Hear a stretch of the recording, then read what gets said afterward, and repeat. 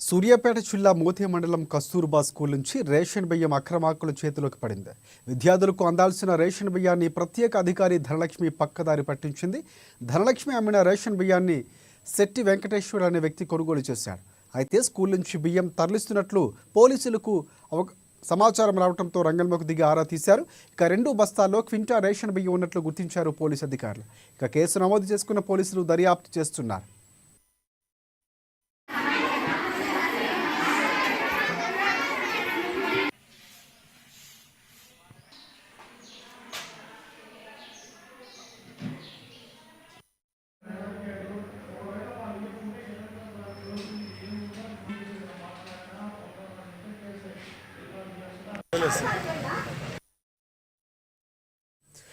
కామారెడ్డి జిల్లా దోమకొండలోని కేజీబీవీ స్కూల్లో విద్యార్థులు ఆందోళనకు దిగారు.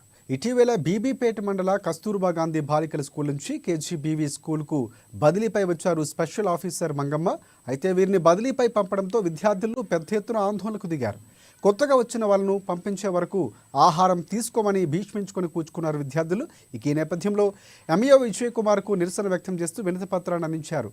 ఇక దీంతో సమాచారం అందుకున్న డిఈఓ జిల్లా అధికారులు విద్యార్థులకు నచ్చజెప్పే ప్రయత్నం చేశారు. ఆందోళన విరమించారు.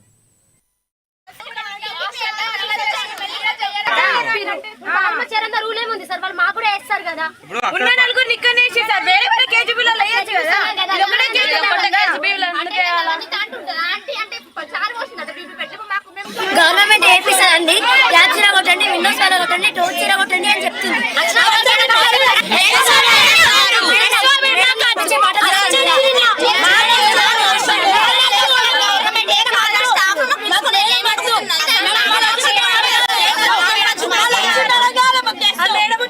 ఇన్ఛార్జ్